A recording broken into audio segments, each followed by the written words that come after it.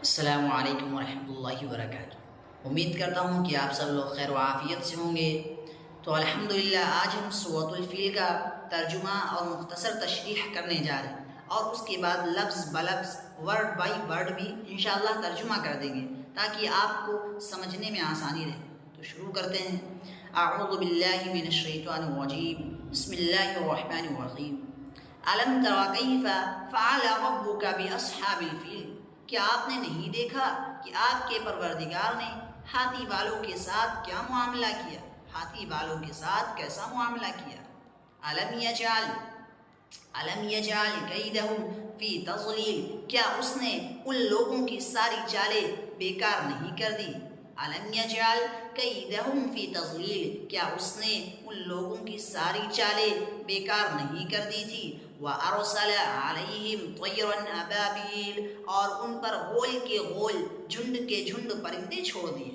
وَأَرْسَلَ عَلَيْهِمْ طَيْرًا أَبَابِيلَ، اور ان پر غول کے غول جھنڈ کے جھنڈ پرندے چھوڑ دیے تھے۔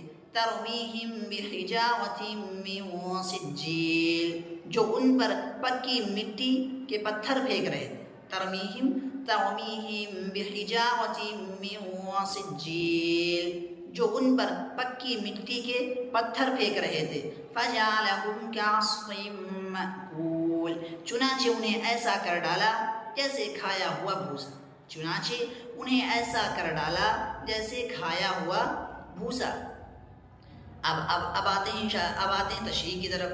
یہ ابرہہ کے لشکر کی طرف اشارہ ہے جو کعبے پر چڑھائی کرنے کے لیے ہاتھیوں پر سوار ہو کر آیا تھا۔ ابرہہ یمن کا حکمران تھا اور اس نے یمن میں ایک عالیشان کلیسا تعمیر کر کے یمن کے لوگوں میں یہ اعلان کرا دیا کہ آئندہ کوئی شخص حج کے لیے مکہ مکرمہ نہ جائے، کہ آئندہ کوئی شخص حج کرنے کے لیے مکہ مکرمہ نہ جائے اور اسی کلیسا کو بیت اللہ سمجھے۔ عرب کے لوگ اگرچہ بت پرست تھے، لیکن حضرت ابراہیم علیہ السلام کی تعلیم و تبلیغ سے کعبے کی عظمت ان کے دلوں میں پیوست تھی۔ کعبے کی عظمت ان کے دلوں میں پیوست تھی۔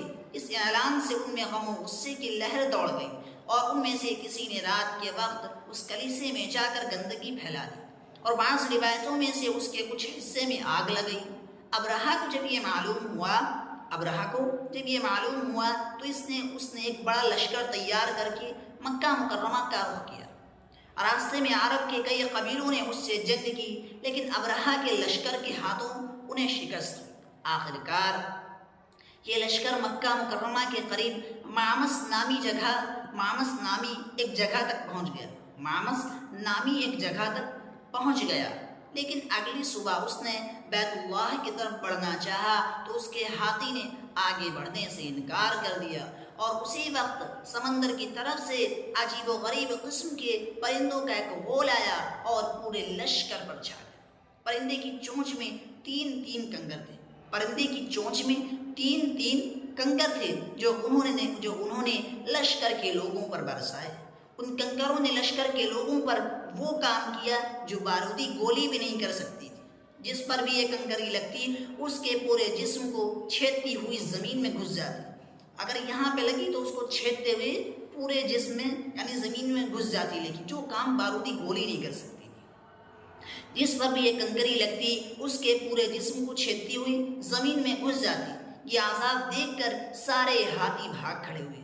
لشکر کے سپاہیوں میں کچھ وہیں ہلاک ہو گئے، اور جو کچھ بھاگ نکلے وہ راستے میں مر گئے۔ اور ابرہہ کے جسم میں ایسا زہر سرایت کر گیا کہ اس کا ایک ایک جوڑ گل سڑ کر گرنے لگا۔ اسی حالت میں اسے یمن میں لایا گیا، اور وہاں سے اس کا سارا بدن بہہ کر ختم ہو گیا، اور اس کی موت سب سے زیادہ عبرتناک ہوئی۔ یہ واقعہ حضور اقدس صلی اللہ علیہ وسلم کی ولادت باسعادت سے کچھ روز پہلے پیش آیا تھا۔ اس صورت میں اس واقعے کا تذکرہ فرما کر حضرت صلی اللہ علیہ وسلم کو تسلی دی گئی کہ اللہ تعالیٰ کی قدرت بہت بڑی ہے، اس لیے جو لوگ آپ کی دشمنی پر کمر باندھے ہوئے ہیں آخر میں اصحاب فیل کی طرح منہ کی کھائیں گے۔ تو اب انشاءاللہ ایک بار آپ لوگ لفظ بلفظ ترجمہ بھی دیکھ لیں۔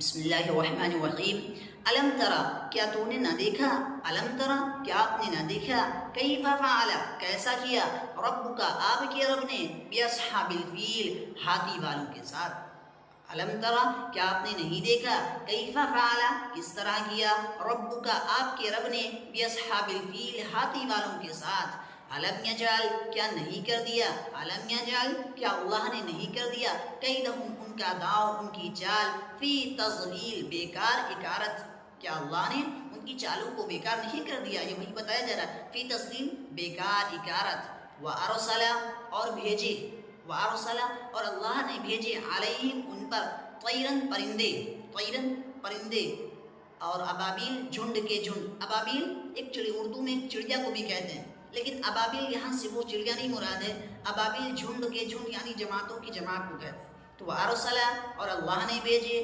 علیہم ان پر طیرن پرندے ابابیل جھنڈ کے جھنڈ ترمیہم جو پھینکتے تھے بحجارت ان پر پتھر ترمیہم پھینکتے تھے بحجارت ان پر پتھر من سجیل کنکر کی قسم من سجیل کنکر کی قسم کی فجعلہم پھر کر ڈالا